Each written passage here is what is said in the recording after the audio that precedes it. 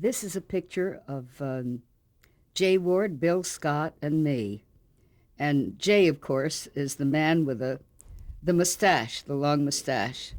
And it's the only picture that was ever taken of the three of us. I was on my way to Japan to a film festival, and and a photographer was out in front of the Dudley Do-Right Emporium.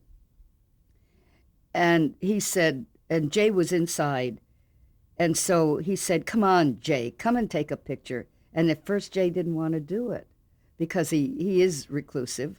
And so he finally said, "Okay, come on out." So that was the picture that was taken, and the only one of the three of us. And I'm very thrilled about that. What is the Dudley Do-Right Emporium? The Dudley Do-Right Emporium is a wonderful little shop that just caters to all of the Bullwinkle and not only Bullwinkle but George of the Jungle and everything pertaining to it. They have sweatshirts, they have watches, they have mugs, they have pictures, they have cassettes of George of the Jungle, and I think they have some Bullwinkle ones. Anything that pertains to the show, and they're really terrific. And when I don't know what to give to people, especially people who have a lot of money, who have everything, I get something that pertains to Rocky and Bullwinkle, and they're thrilled. Oh, they have these wonderful caps too, the baseball caps. So I've got a lot of those. This is a picture of Walter Lantz, of me, and of Gracie, his wife. And Gracie, of course, was the voice of Woody Woodpecker. And I was Knothead and Splinter, plus a lot of other characters. And, of course, Walter Lantz, I loved him so much. He was the first one who would give actors screen credit, which is marvelous. But he was a dear, gentle, nice man. And this was at the Zagreb Film Festival. And after that, he hired a car, and the three of us went up into the mountains all over Yugoslavia. And it was he was such a generous person. I've got a lot of things. There's a wonderful picture of me over there with him. And we were friends until he died. I went to his 94th birthday, and Gracie had already died. And we were at Universal, and he had lost a lot of weight. He and Gracie were just inseparable. And he raised a wine glass and he said, "This is for Gracie." And I think he was dead about 4 or 5 weeks later. Do you know the year this photo was taken? I think it was around 79 or 80. This is a picture of Chuck Jones, Mel Blanc, and me. It was very disturbing when I looked at it that I was smoking a cigarette. And I was nearsighted in one eye and farsighted in the other. And I wore glasses at the time. So those are two things that I don't like because I never wear glasses anymore. And I don't smoke anymore. This picture was also published in Chuck's book and also in Friz Freeling's book. Only Friz cut out the picture of Chuck and just had Mel Blanc and me in it.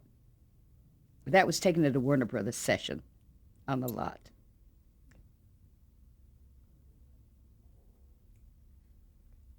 This is a picture of my husband, Hobart Donovan. Hobart was a screenwriter and a radio writer and television writer. He also has a book published by Alfred Knopf. But he loved horses, and he had a ranch in Northridge, and he owned 12 or 13 horses. It was 5 acres, and he had a racetrack in the back. That's why we moved to this house, because we've got an acre of land, and he thought, well, we'll race horses, but he broke his back, and so he couldn't, he was okay, but he couldn't ride horses anymore. But anyway, there he was, handsome Irishman, Hobart Donovan. This is an original granny cell that was given to me by Warner Brothers when I first started doing Granny in 1954. And there's Tweety in the corner, in the cage.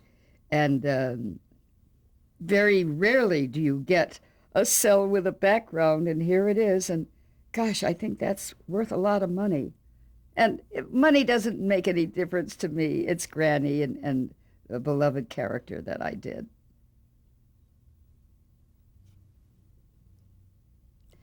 This is Witch Hazel and Bugs Bunny. This is Broomstick Bunny. This is the first thing that I did at Warner's, the first short that Chuck Jones had brought me over to Warner Brothers to do.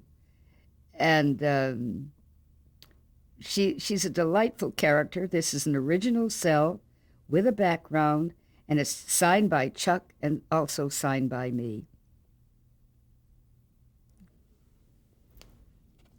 This is a cell, of course, that was made up with my two characters, Rocky and Natasha, from the Bullwinkle show. It isn't signed by anybody. Maybe I should sign it one of these days. But it was a made-up cell by Jay Ward, and he gave it to me one Christmas as a present, which I appreciate so much.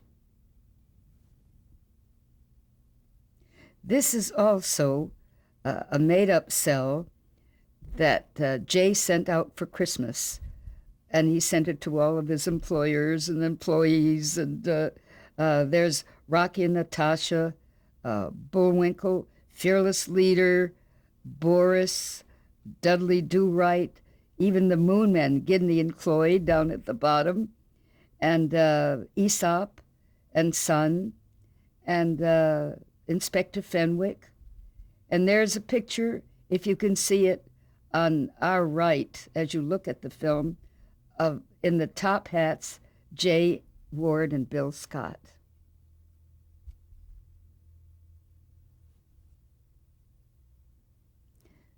This is a picture that Bill Hanna and Joe Barbera did especially for me. I was being honored by a CIFA and received an Annie Award. And there's a picture of the Jetsons on the dinosaur, but then there's Jokey Smurf falling off the back, and that's the voice that I did.